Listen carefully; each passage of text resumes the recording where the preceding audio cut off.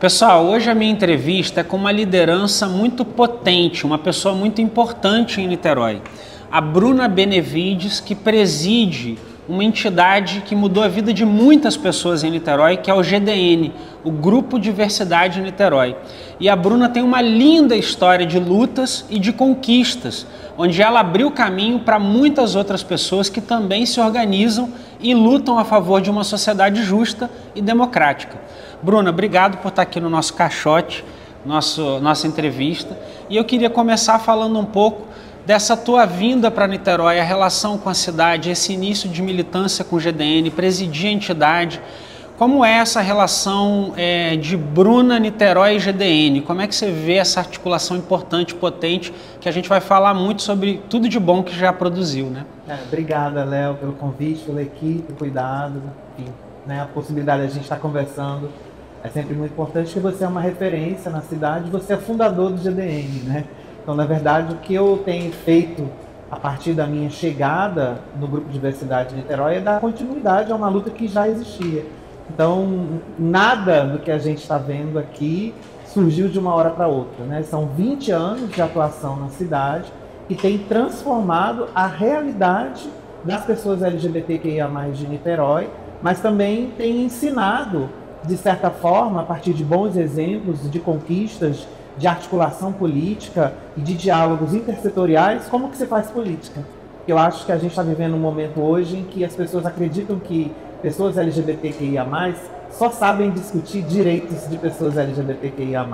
E acho que a possibilidade de o GDN ter uma proximidade com um mandato como o seu, mas ser uma entidade extremamente ativa na defesa dos direitos humanos da cidade, demonstra exatamente o oposto disso. Que nós somos completamente capazes de transformar a realidade da cidade, como tem acontecido, mas também dar contribuições para outras lutas que também se somam e tem a possibilidade de ampliar ainda mais o nosso campo, que é um campo de esquerda, que é um campo progressista, que é um campo que luta em defesa dos trabalhadores, dos direitos humanos, do direito à vida e à liberdade. Que legal. E eu acho que a partir disso o GDN é o espaço que proporciona onde eu possa construir essa luta.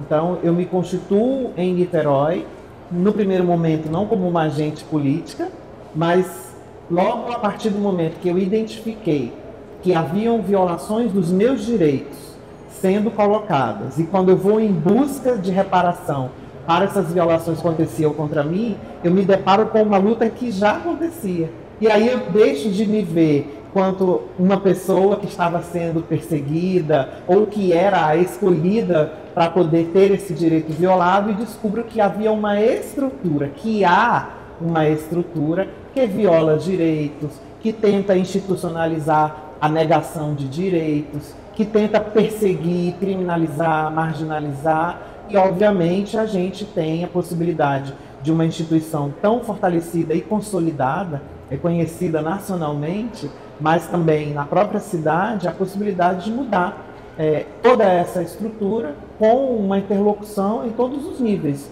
de gestão, de legislativo, de incidência a partir dos espaços de participação social, entre todas as possibilidades que se abrem a partir de uma instituição do terceiro setor. E o GDN já fez muita luta nesse tempo e agora na tua direção tem feito assim muitos trabalhos bonitos, né? Seria legal se você contasse um pouco as coisas que o GDN está fazendo e como que as pessoas podem se aproximar de ti, da ONG, como elas podem participar, porque eu acho que é importante que novos quadros, novas pessoas, às vezes alguém está assistindo, né? E pode isso ativar a pessoa para militar. Então, não sei, assim, se você pudesse falar um pouquinho para a gente do trabalho que você está fazendo na presidência do GDN. Eu sei que você liderou já tem anos, mas sempre fortalece muito o pré-vestibular, iniciativas como a Parada, que é a grande iniciativa que todo mundo enxerga, mas todo ano tem luta, né? Fala um pouquinho para a gente desses trabalhos do GDN que você tem liderado. Claro, é importante dizer que nós temos duas linhas principais de atuação. Uma é pela cultura, o Grupo Diversidade Niterói é ponto de cultura na cidade, a cultura é um agente de transformação muito importante, né? E aí eu acho que para toda a esfera social, e a segunda, que é a possibilidade de engajamento para uma disputa política. E aí não só político-partidária, mas política no sentido de que tudo é político e, obviamente, a partir da política a gente também pode pensar o enfrentamento e saídas possíveis. A negação de direitos é política, Com então certeza. a afirmação deles tem que ser. Sem dúvida, inclusive as pessoas que querem se dizer que são isentas ou neutras, isso é política também, Claro. né? Isso é assumir um lado. Bom, de toda forma, o GDN tem esse compromisso. E a partir disso, a gente tenta proporcionar a formação de quadros, porque nós temos um projeto político, né? Então, projeto político que ele tenta mudar a realidade das pessoas, mas não individualmente, coletivamente. Então, a gente tinha um pré-vestibular que pretendia fazer com que mais pessoas LGBTQIA+, em vulnerabilidade, pudessem entrar na universidade para mudar a cara da universidade, para poder contribuir com o pensamento crítico e a produção de ciência a partir de um olhar não hegemônico, que é aquilo que todo mundo já está conhecendo há bastante tempo, que é fácil de pesquisar, mas trazer os olhares contemporâneos que vão desconstruir ideias que acabam perpetuando e estigmatizando a nossa comunidade. Mas também a gente tem diversas formas de transitar desse fazer política. A gente faz workshops, a gente faz oficinas, a gente faz cine debates, a gente faz a ocupação dos espaços de cultura na cidade, exatamente para tornar a luta menos dolorida, porque a gente que está nas esquinas dos direitos humanos sabe o quão violento é defender uma pauta de direitos humanos, defender ideologicamente caminhos que vão contra o capital, o neoliberalismo, o adoecimento de grupos vulnerabilizados, historicamente precarizados. Então nós temos esse compromisso de formar quadros para fazer a disputa política no campo que essa pessoa se identificar. Você, por acaso, foi uma dessas pessoas que fundou o GDN e foi para o Legislativo. Mas a gente tem pessoas que não estão, que estão hoje dentro de universidades, fazendo uma disputa, sendo professores ou não, sendo estudantes, contribuindo em centros acadêmicos. Mas também a gente tem outros trânsitos que vão colocar essas pessoas como liderança nas suas comunidades, como pessoas que vão ser referências dentro do território que elas se constituem, para poder realmente dizer para as pessoas, olha só, neste momento político que nós estamos, não dá para a gente estar apenas atento ao que o TikTok quer fazer com a gente, que é desviar dos nossos objetivos. A dancinha é muito legal, é muito bonita, receber aquele kit de press kit de uma marca é muito interessante, aquele batom e etc. Mas enquanto isso as pessoas estão aí, dentro das câmaras, implementando um projeto de morte, um projeto de precarização do trabalho, um projeto de exclusão de mulheres, de pessoas LGBT, de negros e negras, enfim, de todas aquelas pessoas que não fazem parte desse status da hegemonia. Então, a gente poder se constituir numa instituição da sociedade civil que tem como objetivo mobilizar pessoas que se organizam coletivamente para essa disputa é fundamental para o futuro do Brasil. E aí a gente está no território de Niterói, obviamente, a gente consegue fazer isso muito bem, conseguimos garantir diversos avanços, né? Você acompanha isso, a gente foi a primeira cidade a ter um conselho municipal LGBTQIA+. Que você presidiu. Que eu presido, na verdade. Que tem a primeira cidade a ter um ambulatório, nós temos o Trevo da Diversidade, temos leis. É que você está tão presidente.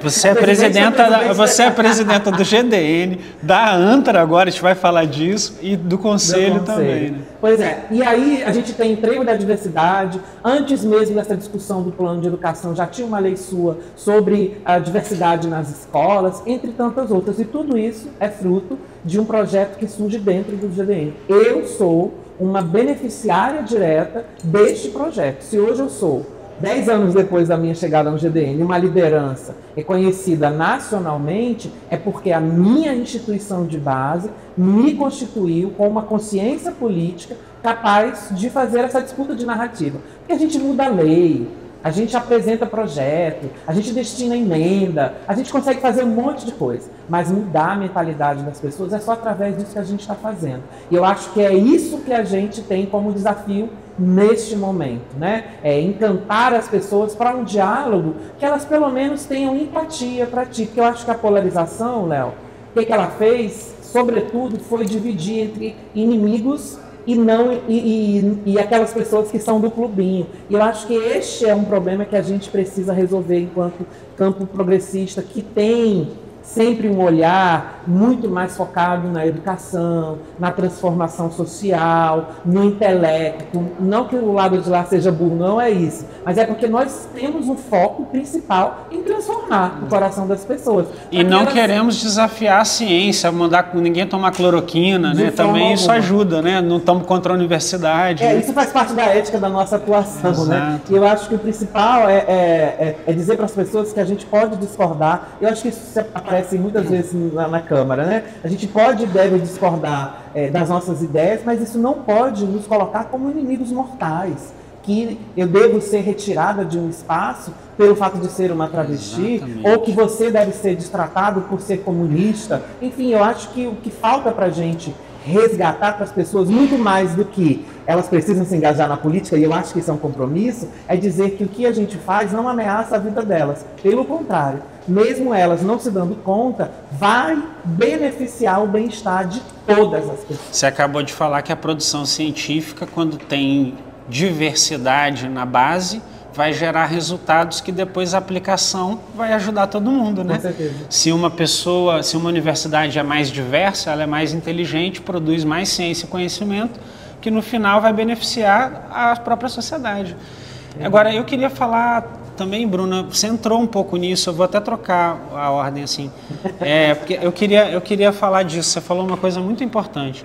Eu queria te perguntar como foi para você ver o Brasil indo para as cucuias com um monte de bolsonarista, gente supremacista racial, fascista, defensor de ditadura, defensor de tortura, gente que queria acabar com os direitos humanos, chegando ao poder. Como isso bateu em você? Quanto foi assustador? E como você teve força para se manter em luta num momento em que ninguém nem sabia se esse pessoal ia conseguir mesmo fazer uma ditadura e acabar com tudo que a gente, com muito sacrifício, construiu em termos de equidade e justiça, né, no Brasil, né?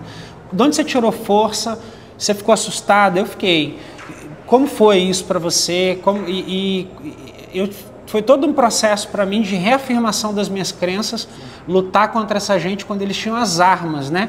Quando eles tinham o governo, ganharam a eleição presidencial. Como é que foi isso para você? Não, foi muito desafiador e assustador, obviamente, mas eu acho que o fato de a gente ter conhecimento da nossa história, que é um problema, né? A gente tem um ditado popular que diz que o brasileiro tem a memória curta. Nós não temos, né? Eu acho que isso é importante dizer. Então, eu acho que naquele momento, revisitar a nossa história pode ter ajudado a pensar formas de resistir. Então, a comunidade LGBTQIA+, sobretudo, no golpe de 64, né, que as pessoas, pesquisadores dizem que não foi só um golpe midiático, militar e político. Foi um golpe também heterossexual, em defesa da família, que se repete durante o golpe contra a presidenta Dilma. Então, a gente observa que as narrativas elas só estão se atualizando, tentando se tornar mais rebuscadas, mas é efetivamente aquilo que aconteceu. É um levante moral, né, com a disseminação de fake news, né, essa ameaça do comunismo sempre está presente e aparecendo, e, consequentemente, fez com que a gente também pudesse pensar em outras estratégias. No nosso caso, nós tivemos uma epidemia de HIV que dizimou uma parcela significativa nos anos 80 e 90. Então, a gente, de certa forma, se preparou e está sempre preparado para o que há de vir de pior. Isso é muito triste dizer e assumir publicamente, mas nós vivemos em estado constante de alerta, porque nós não fazemos parte dessa hegemonia. Como seria diferente se o Brasil é o país que mais mata transexuais, travestis de todos os países, né? Sem dúvida. Então eu acho que isso acaba, obviamente que a gente não se acostuma, não naturaliza, mas acaba sempre nos preparando para essas trincheiras. Então tem uma fala de uma grande pensadora travesti, que ela diz que as travestis, principalmente nos anos 80, se maquiavam, não era para ficar bonitas, era para ir para a guerra, porque todo dia era uma ida para a guerra. E eu acho que isso é uma metáfora porque a gente vive hoje. Obviamente que a gente precisa se maquiar e se pintar, mas todos os dias que a gente sai de casa hoje, vivenciando um pós-bolsonarismo que continua extremamente presente, inclusive na estrutura do Estado, faz com que a gente mantenha o nosso alerta cada vez mais atento. Então, obviamente que não há uma receita, mas a partir do golpe, contra a presidenta Dilma, final de 2015, já estava muito forte essa discussão, os alertas já estavam todos ligados. Eu acho que o campo da esquerda, o campo progressista, os movimentos populares, todos já estavam tentando se movimentar para o que estava por vir. Não que eu ache, Léo, que seja uma onda, não acho, e não que eu ache que seja um movimento também que ganha força apenas naquele momento. Mas aquele momento foi um momento que foi preparado ao longo da história para que essa extrema-direita, que se organiza a nível global, ascendesse o poder exatamente para retroceder todos os avanços que o campo progressista, que o direito dos trabalhadores, das pessoas negras, das mulheres, das LGBTQIA+, tinham alcançado. Obviamente que tem o capital e o neoliberalismo sempre atuando e vendo formas de beneficiar. Senão no meio não tinha reforma da Previdência, reforma trabalhista, eles estão avançando a pauta econômica. Tudo, lógico, tudo isso, exatamente para tentar destruir o que a gente tenta construir em termos de que não existe indivíduo ou cidadão sozinho.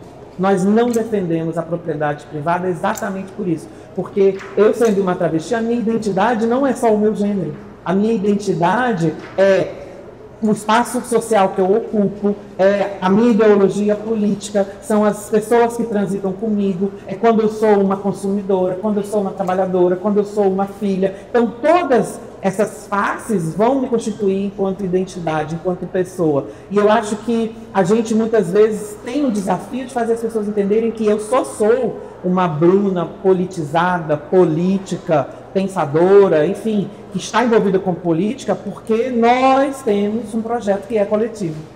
E eu acho que o desafio, um dos, né, já falei tanto desafio tantas vezes, depois vocês podem contar quantas vezes eu falo desafio, porque são muitos. Mas é exatamente fazer o processo de retorno para esse senso de coletividade, porque sem ele, de verdade, a gente vai continuar acreditando que eu que está trabalhando num aplicativo sem nenhum direito é o suficiente para pagar minhas contas. E defendendo que não tenha direito mesmo. Defendendo que não tenha direito. E isso não é vida, isso não é cidadania, isso não é dignidade. Então, para nós, fica um trabalho muito difícil ter que dizer para o outro, esse direito é importante para você. Nós não temos esse direito, porque é muito soberbo, mas nós podemos, sim, fazer uma disputa de consciência para que aquela pessoa entenda a importância daquele direito para ela. E eu acho que é perfeito para a gente entrar no tema da origem militante que você tem. Não sei se, não vou colocar assim, mas um fato militante muito importante da sua trajetória, porque, Bruna, você acabou de falar como o bolsonarismo ele existia o tempo todo como uma certa ideologia antes do Bolsonaro, e aquele é um momento que é preparado, que aquilo tudo vem à tona para os caras poderem implementar esse projeto. Você enfrentou esta mentalidade no Exército Brasileiro, na Marinha, né? Nas Forças Armadas, desculpa. Você enfrentou nas Forças Armadas, na Marinha, e você foi a primeira pessoa trans a lutar e vencer para ficar na ativa, né? Porque sempre quando tinha esses casos a pessoa ia para a reserva, né? Era aposentada. E você foi a primeira que conseguiu e está com esse processo que abre portas, né? E isto é enfrentar uma mentalidade, o seu processo prova que essa mentalidade está lá, como você está dizendo, né? Fala um pouquinho dessa luta importante de como isso abriu caminho para outras mulheres. Jandira sempre fala como ela foi a primeira parlamentar que bateu o pé para ter licença maternidade, aquilo abriu caminho para as mulheres. Você, Bruna, foi a primeira pessoa trans do Brasil que lutou para ficar nativa e abriu o caminho para as outras pessoas trans. Conta pra gente essa história. Claro, ouvir assim, sabe, alguém falando, bate de uma forma diferente do que eu vejo, porque é muito grande, é tremendo isso, assim, né? Imagina uma pessoa como eu, uma travesti, que, assim, está num estado em que há diversas ações contra as existências trans no Brasil, um cenário extremamente isolador, ter coragem suficiente de processar uma instituição como que é o Exército Brasileiro, a Marinha do Brasil. E eu acho que isso não é pouco, principalmente para dizer dessa potência que é ser uma LGBTQIA+, né, que está sempre preparada para essa guerra. Então, quando eu me deparo com a possibilidade de que, ao assumir a minha identidade dentro do ambiente militar, eu poderia sofrer algum tipo de exclusão compulsória contra a minha vontade, eu fui em busca desses direitos, né, de saber quais eram as estratégias, quais eram as ferramentas, de que forma eu poderia enfrentar essa injustiça que estava sistematicamente excluindo pessoas trans da força, de forma com que eu não resolvesse apenas o meu problema, né? Aliás, o problema que a Marinha estava criando contra mim, mas que resolvesse, em definitivo, um processo violento que estava separando as pessoas trans e violando o direito delas de servirem ao seu país, se é que a gente pode falar dessa forma. Importante dizer que eu me assumo como uma militar antifascista, porque existe e existimos, e é importante dizer isso exatamente para a gente desconstruir essa ideia. Obviamente que eu não passo pano para o que essa instituição representou e representa, sobretudo, quando ela é utilizada da forma com que o bolsonarismo fez. Mas também ninguém é contra a Marinha, ou contra o Brasil, ou contra a pátria, ou contra a bandeira. Eles falam isso, né? Das pessoas. Imagina, você queria servir, você queria ficar na ativa, né? Como muitas mulheres e homens no Brasil inteiro têm o direito, e por que as pessoas trans não poderiam, né? E aí eu me deparo com esse processo, então eu vou em busca dessas informações, e aí é quando eu conheço esse ativismo que diz assim, olha, isso aí está acontecendo porque tem uma estrutura assim, que não permite que pessoas como você acessem. Então, pois a gente vai ter que mudar essa estrutura, porque não dá para ficar assim. Não dá para simplesmente baixar a cabeça e aceitar que isso é assim porque é, e voltar para casa frustrada e tentar fazer outra coisa. Não, pelo contrário, né? Eu me dediquei, a força investiu em mim e eu retribuí na mesma altura, e eu acredito que todas as pessoas são capazes de ocupar todos os espaços, desde que haja entendimento de que aquela pessoa não é um sujeito universal. Eu acho que a todo instante a gente está falando disso. O erro, talvez, principal que a direita comete é tentar homogeneizar as nossas experiências, como se todas as pessoas fossem aquele homem padrão, que nem entre eles existe, que se a gente olhar é tudo fora do padrão, inclusive. Nenhum é o hétero top da cadeia. Aliás, quanto mais radical, mais os caras são furados, né? Eles são muito medíocres em relação ao padrão que eles estabelecem, né? O mesmo para as mulheres. E aí quando a gente entra numa quebra desse sistema, a gente se torna uma ameaça. Por isso que tem esse processo, e eu não gosto de usar a palavra em inglês, mas tem um processo de weaponization, né, que é transformar as pessoas trans em uma arma contra esse projeto fascista que está posto. Então nós somos as inimigas, quando nós estamos sendo violentadas. E aí a Força Armada se torna uma das trincheiras de luta, e quando eu sou afastada, a gente tem uma liminar que determina que eu continue trabalhando, mas não só.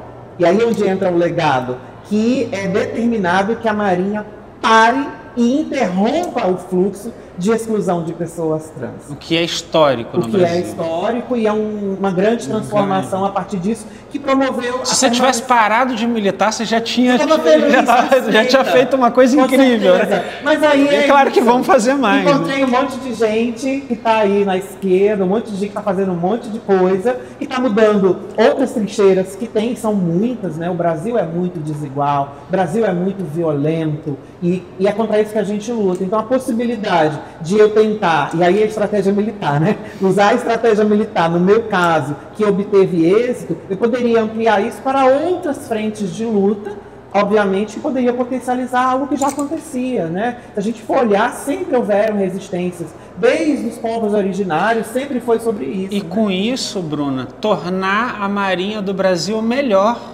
tornar a Marinha do Brasil moderna, tornar a Marinha do Brasil civilizada, tornar a Marinha do Brasil contemporânea, tornar o país melhor, porque esta luta não é uma luta que piora a Marinha. Quem piora a Marinha é quem pensa que tem diferença entre cidadanias das pessoas, né? Claro, e aí tem um comparativo que a gente pode fazer com a quantidade de militares nesse momento que estão sendo indiciados e presos por condutas que ferem o Código Militar, coisa que eu nunca cometi, por exemplo. Então eu acho que esse paralelo é fundamental para dizer quem é que de fato está causando algum tipo de problema para a Força Armada, quem é que está de fato manchando a imagem dos militares, se não aqueles que gostam, né, de celebrar o militarismo como essa força opressora, enquanto nós estamos dizendo que não, a Força Armada pode ser usada para, por exemplo, garantir assistência médica às populações ribeirinhas, que existe, né? Ela pode ser usada para a produção de medicamentos, e aí medicamentos reais, né, que podem ser usados para ajudar a população e não para cloroquina, como ela fez. Então eu acho que essa virada sobre a forma de empregar a Força Armada também passa por esse olhar, de ter outras pessoas, outros corpos, que neste momento é tido como dissidente da norma militar, mas que tem toda a possibilidade de, inclusive, tirar a força desse pedestal de masculinidade tóxica, desse pedestal de golpismo, desse pedestal de estar subordinada a uma ordem que quer, sobretudo, fragilizar a nossa democracia. E que nós estamos dizendo, que eu estou dizendo enquanto uma militar, uma especialista em segurança pública, travesti, é que as Forças Armadas podem ser usadas para fazer o bem, para defender para além da soberania, mas também o próprio bem-estar da nossa nação. Bruna, eu gosto muito de falar bem de Niterói, dos feitos de Niterói e de pessoas de Niterói que se destacam. Então, dava para falar de você por um monte de ângulos. A gente já, assim, brincou de ver alguns deles no nosso papo. Mas uma das coisas que eu acho que é importante, que dá orgulho na gente, é que a ANTRA agora é presidida por uma pessoa que milita em Niterói. Desculpa eu ser bairrista, eu gosto muito de valorizar essa dimensão, é muito legal para a cidade, é muito legal. Eu adoro Niterói assim, exportando quadros, sabe, quando a gente fez em Niterói o primeiro encontro nacional de cultura LGBTQIA+, poxa, rompendo, eu acho isso super importante.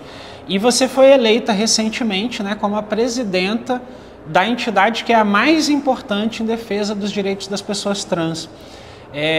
Conta um pouquinho como é que foi esse reconhecimento dos outros estados, essa trajetória, né?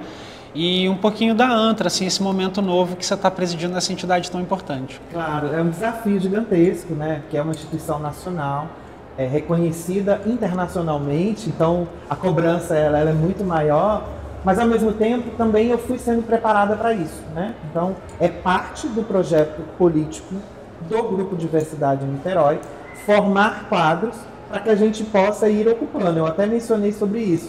Como nesse momento a minha aspiração não era uma disputa legislativa, nós pensamos em como ter uma representação que fosse potente, que trouxesse a experiência da cidade, né? É uma cidade reconhecida como progressista.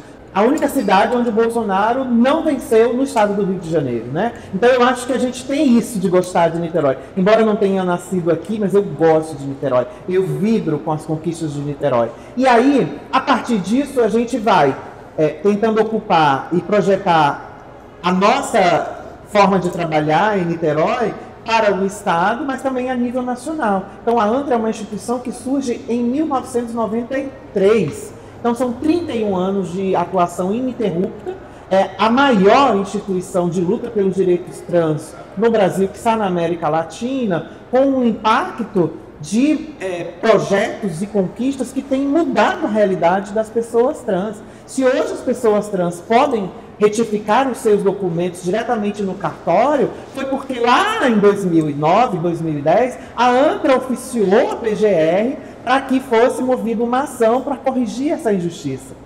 Se nós hoje temos a possibilidade de ter uma política de saúde trans específica no SUS, é porque lá atrás a ANTRA foi fazer essa disputa dentro do Ministério da Saúde. Conquista do GDN, o ambulatório, que um reflexo, né? Com certeza, porque é tudo interligado, né, a nossa atuação. Se em 2004, no primeiro mandato do presidente Lula, nós estávamos lá ajudando a construir o programa Brasil Sem Homofobia, é porque, de verdade, foi reconhecido que essa instituição não está para brincadeira.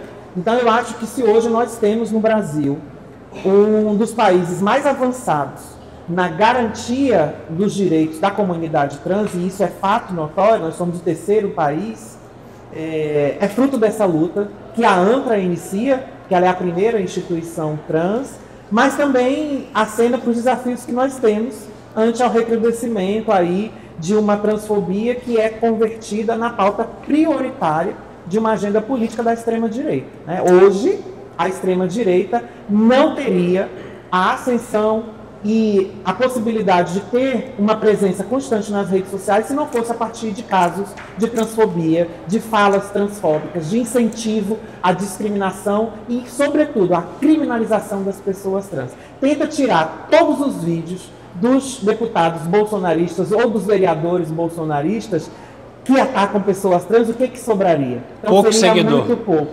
Então eu acho que é importante posicionar isso para dizer do quanto que é potente ter uma instituição como a ANTRA que se antecipou a esse processo, exatamente por conta da leitura que antecede esse momento que a gente está vivendo. O Brasil criminalizou a LGBTfobia em 2019, então nós temos um lastro muito potente de conquista e de disputa que nos coloca hoje não numa posição de conforto, mas numa posição de ter ferramentas suficientes para lutar e dizer no STF, você vai julgar sim o direito dos banheiros das pessoas trans.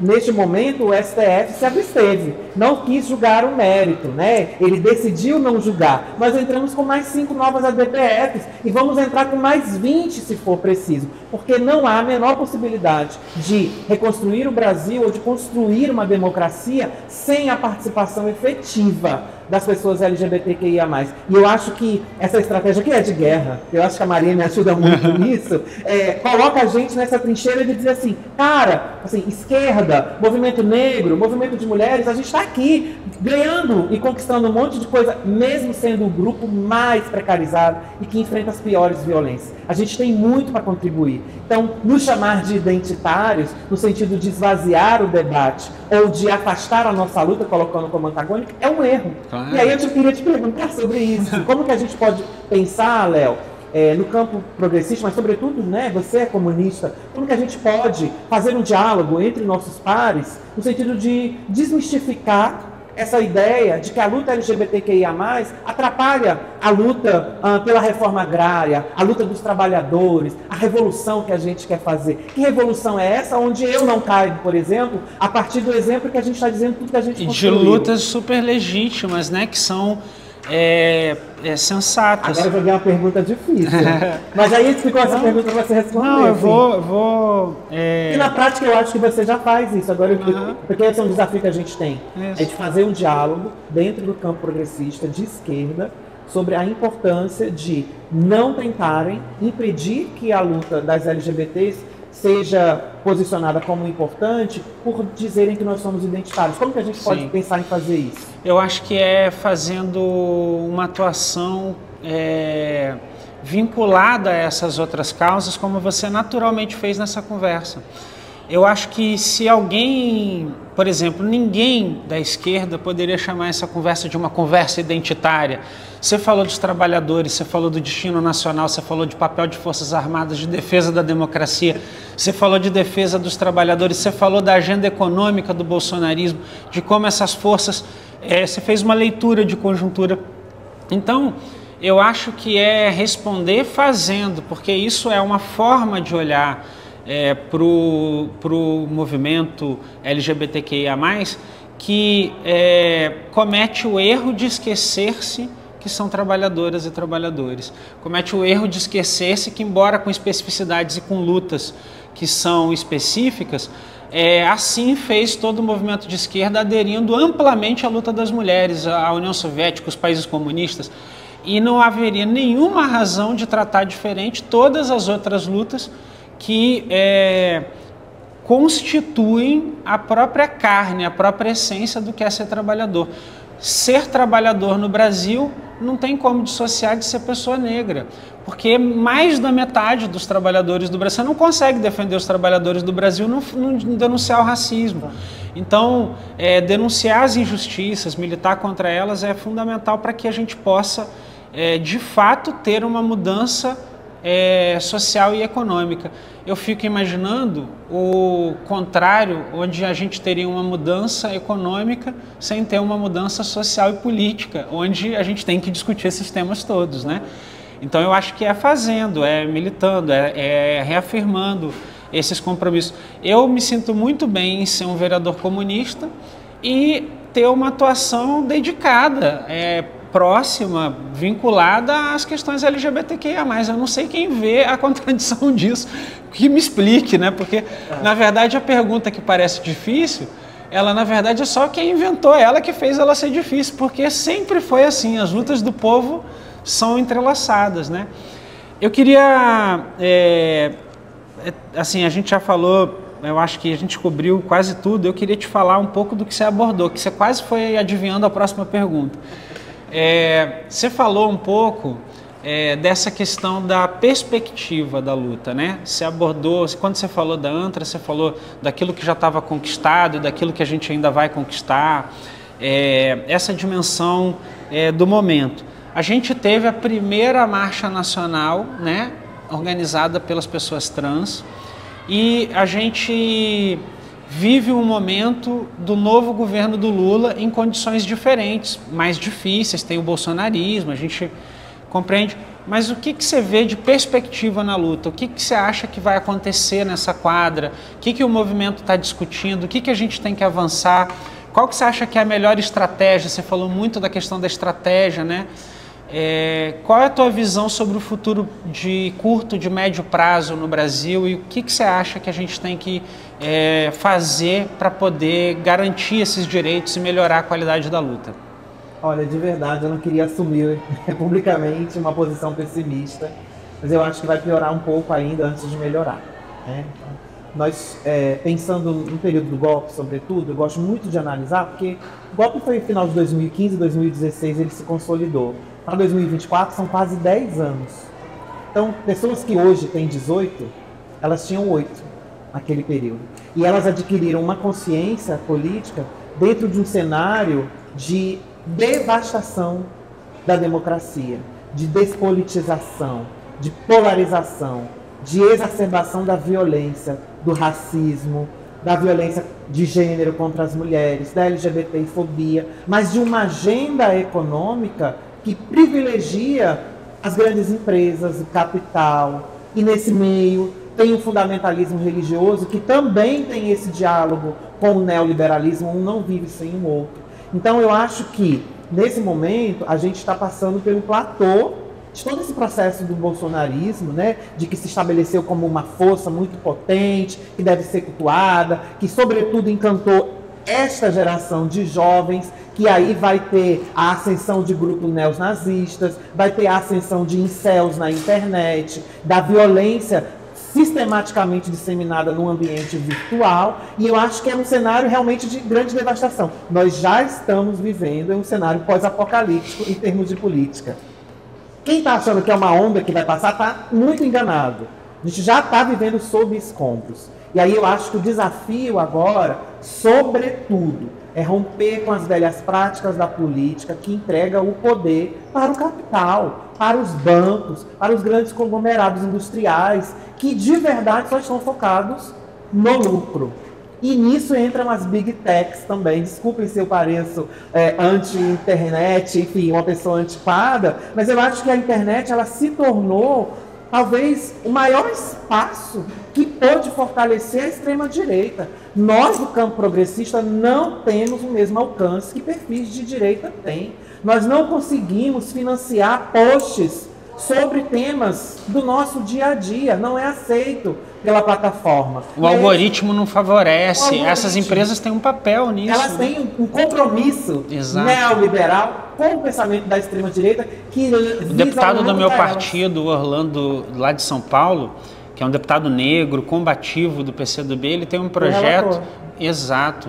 Ele está lutando muito para aprovar, e você vê a força que eles fazem para não aprovar, né? Nada que possa regular a internet, falando que é uma questão de liberdade, como se o que é crime na vida real não fosse crime na hora que foi para a internet, né? Claro, e é curioso, né? Porque essa liberdade restrita que é pregada e defendida por algumas pessoas é só para privilegiá-los. Quando é do nosso lado, a liberdade tem que ser controlada. Então eu acho que nós temos esse desafio, primeiro de fazer uma análise real, assim, de verdade. A esquerda está enfraquecida. Deixa eu não falar isso não, porque eu não quero que isso fique registrado. Depois edita, edita. Eu acho que a gente precisa fazer uma análise real dos cenários. O cenário não está favorável para o pensamento progressista. Isso é fato. Então, eu acho que nós precisamos continuar o que a gente já vinha fazendo, no sentido de formar novos quadros, fazer a disputa ideológica, fazer a disputa de narrativa, mas também fortalecer as instituições do terceiro setor. Porque eu lembro muito bem quando o Bolsonaro assume, uma das primeiras coisas que ele diz é: eu vou acabar com as ONGs. As ONGs foram convertidas em inimigas do Estado pelo bolsonarismo. E aí não só as ONGs, o feminismo, o campo progressista, o sindicalismo entre tiraram outros. a contribuição e sindical. nesse momento, quem é que está satisfeito? Qual é o olhar que nós temos visto vindo do Estado e os acenos para desfazer esse apito de cachorro que foi soado pelo bolsonarismo contra o nosso povo. Eu acho que a gente está falhando ainda em não olhar para os movimentos sindicais, para os movimentos populares, os trabalhadores, da fortalecer a organização popular. Fortalecer a organização popular, mas com investimento. Muitas instituições LGBTQIA+, mas de movimentos negros, de mulheres e outras, fecharam durante o governo Bolsonaro.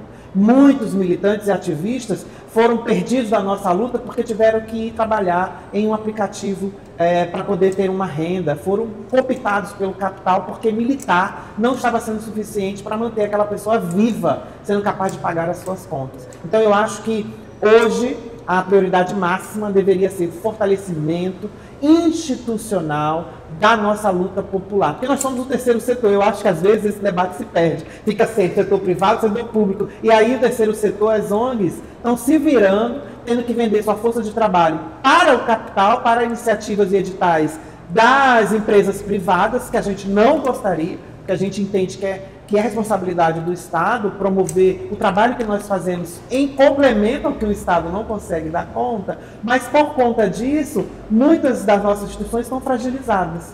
E aí fica uma trincheira muito fortalecida, com bons quadros no Legislativo, algumas pessoas conseguindo alcançar o Executivo, mas a nossa frente popular, do laço, do chão da nossa luta, está adoecida, fragilizada, está precarizada.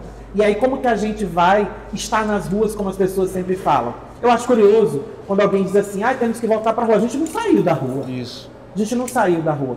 Agora, sim, sofremos um processo de esvaziamento porque as nossas urgências se tornaram maiores do que a nossa possibilidade de estar presente na luta de forma qualificada e potente. Então, eu acho que o desafio para o próximo período já deveria ter iniciado a este 1 ano e meio, que deve continuar como compromisso dos próximos 2 anos e meio, mas também a partir dele, porque a campanha já está a todo vapor, que a gente sabe, independente das campanhas municipais, é exatamente esse olhar, porque eu acho que sem instituições do terceiro setor fortalecida e sem uma agenda de direitos humanos bem posicionada e com investimento, com recursos suficientes, a gente não vai vencer o bolsonarismo.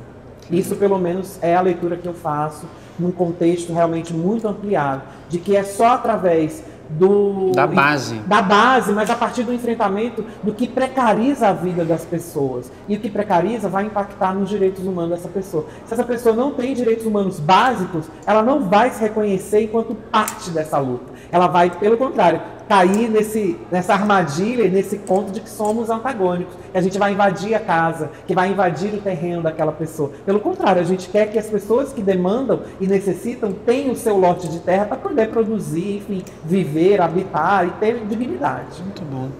Pessoal, a gente bateu esse papo com essa inteligência de Niterói e do Brasil, com a ANTRA.